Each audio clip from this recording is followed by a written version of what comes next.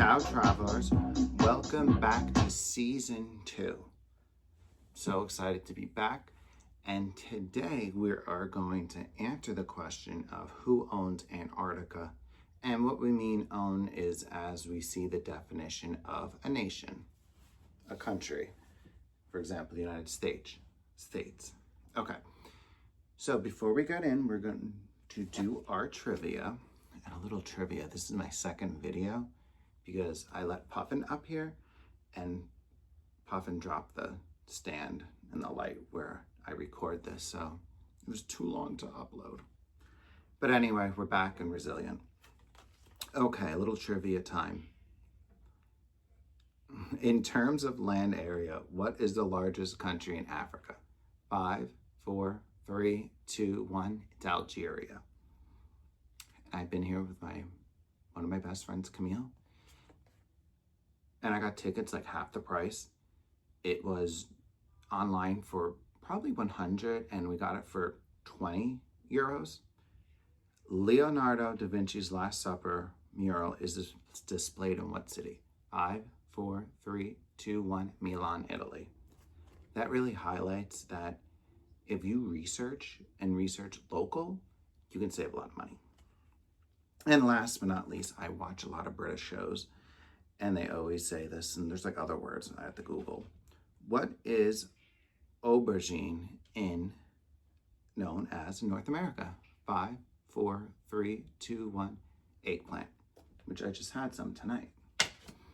Okay, if you hear meows in the background, that's Puffin trying to get into the podcast room. So just go with it. So Antarctica I saved to be the last place that we discussed. I was thinking I was going to make another episode, but I didn't for the first season. So now it's the first episode of the second season. And this second season, we're going to go into more questioning and detailed, kind of like some questions that listeners and viewers have. So please, let me know in the comments, DM me, and I'll be happy to explore. So Antarctica is the southernmost continent, and it's home to the South Pole, and it's nearly twice the size of Australia. But there's one thing, no one lives there permanently, just scientists. And there are no native people, no cities, just researchers living in temporary stations. The discovery of Antarctica is attributed to several explorers from different nations, but no single person is credited for discovering it in the modern sense. Instead, it was a series of sightings and landings in the early 19th century that revealed a continent's existence. Back then, exploration was a nationalistic pursuit. Countries raced to plant their flags on unclaimed land, and Antarctica was seen as one of the last frontiers. Before 1961, 7 countries made 8 territorial claims in Antarctica, south of the 60 degree south parallel. 7 countries, 1, 2, 3, 4, 5, 6, 7, all right, is Argentina, Australia, Chile, France, New Zealand, Norway, and United Kingdom. So these claims overlap in some areas.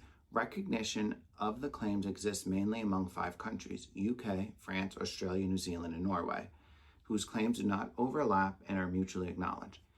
Funny thing is, those countries were either British rule, for example, New Zealand was under, and Australia under United Kingdom, or in Europe. So they really excluded Argentina and Chile, which you're going to see there's a lot of tension, especially between Argentina and United Kingdom.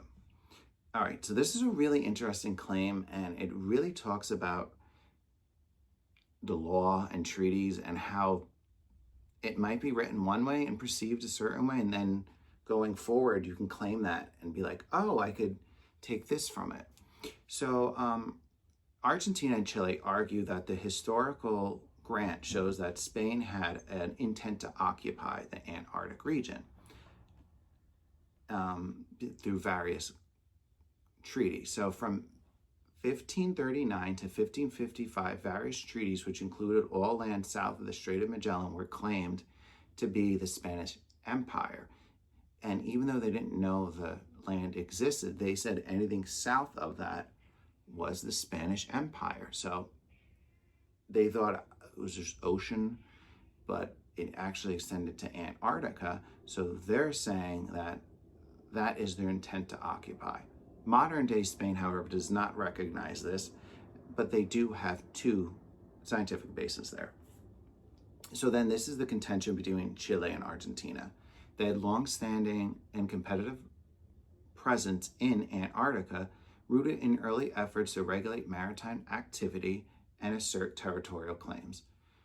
Argentina began issuing fishing and whaling licenses in 1893, prompting Chile to implement its own fishing rules, and by 1906 to authorize settlement beyond southern Shetland Islands, moves that Argentina opposed. However, Argentina had already secured a permanent presence by 1904 by acquiring a British-built meteorological station on Laurie Island, later developing it into Arcadis Base, despite British objections. Diplomatic efforts between Chile and Argentina in 1906 to 1907 to divide the region failed, leading both to establish unilateral claims. Chile in 1940, referencing historical Spanish colonial rights, and Argentina formalizing its claims by 1946. Britain, concerned about wartime threats and competing claims, responded with Operation Tabern in 1943, establishing bases and reasserting sovereignty. After the war, these efforts evolved into the British Antarctic Survey. Chile, in turn, launched its first Antarctic expedition in 1947 to 1948. Okay, so now we're in the UK. So this is where Argentina and the UK fight. The United Kingdom reasserted its sovereignty over the Falkland Islands in 1833, and those are off the coast of Argentina, later expanded its territory into the South Atlantic and Antarctica.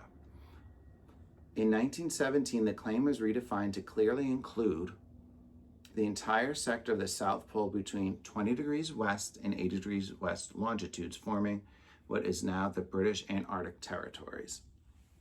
So this continued, and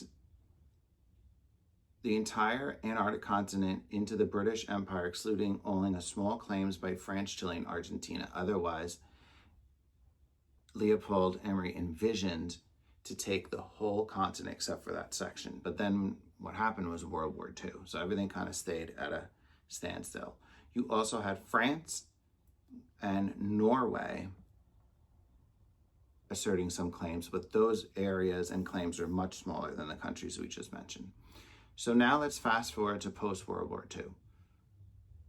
So the United Kingdom and Argentina problems persisted, highlighted by the only recorded instance of shots fired on the continent in 1952 at Hope Bay, when Argentine personnel fired machine gun rounds over British surveyors unloading supplies. An incident later apologized for a misunderstanding. Meanwhile, the United States increased its Antarctic involvement before and during World War II with the government-backed Antarctic Service Expedition. So what they wanted to do was create a base, testing equipment in extreme conditions, expanding scientific knowledge, and asserting U.S. sovereignty over as much Antarctic territory as possible, despite public denials of territorial ambitions. These developments set the stage for eventual move towards an international treaty governing Antarctica. So we're now after World War II. We're now entering into the Cold War, where it was the Soviet Union and allies versus the United States and Western Europe allies. And what happened with the atomic bombs in Japan, now this new idea of nuclear warfare really heightened things and made a lot of tensions. So in order to quell the tensions, this is something where people came together. In 1957 to 1958, the Antarctic Treaty, known as the Antarctic Treaty System, ATS, was established. So there were early attempts, but nothing happened. In until over 70 national scientific organizations collaborated, establishing research stations and conductive extensive studies. So key contributions came from Britain, Japan, France, and the US, which built permanent bases, including the Amundsen Scott South Pole Station. To avoid military conflict amid Cold War tensions, the US, UK, Soviet Union, and 9 other countries signed the Antarctic Treaty in 1959, which came into force in 1961. This landmark agreement designated Antarctica as a scientific preserve, guaranteed freedom of research, prohibited military activity, and marked the first arms control treaty of the Cold War era. Future. So, very interesting, and this is the thing with treaties or clauses. The United States and Russia, then Soviet Union, have reserved the right to make future Antarctic claims, while other countries like Brazil, Peru, Uruguay, Ecuador, and Iran have expressed or hinted at potential claims based on geographical, historical, or legal grounds. Brazil's possible claim would overlap with Argentine and British territories, but not Chile's. Peru cites ecological and geological connections, and Uruguay, as a treaty member, reserves its rights under international law. So, in conclusion, Antarctica is really ruled based upon this treaty, the Antarctic Treaty System. So the main goal is to have scientific research while not claiming any more land. That's the key. They're not saying that the claims before were unjustified. They're just saying, moving forward, this is the land and there's no more territorial claims, except for if you're the United States and Russia, if you want to make more clauses and more land and change things. And that's the thing with treaties and laws, they evolve. So the future of Antarctica is very interesting, because as the world gets bigger, the demands grow, climate changes, there's lots of potential and natural resources in Antarctica, and even the seas around it and the ocean, the southern ocean around it. So we shall see what happens. But as of now, no one, it's not a nation and no one owns it. All right, let's get the ball rolling. A little trivia and then we're donezo.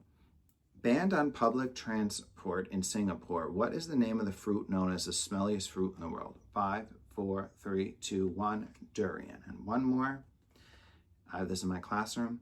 From which country does Lego originate? 5, 4, 3, 2, 1, Denmark. Well, I hope you enjoyed this first episode of season 2. I'm so excited. And on another note, I have my first single from my next album, Electro Wave, out. It's called Daydream. Please stream it, and I will see you at the next episode. Ciao, travelers.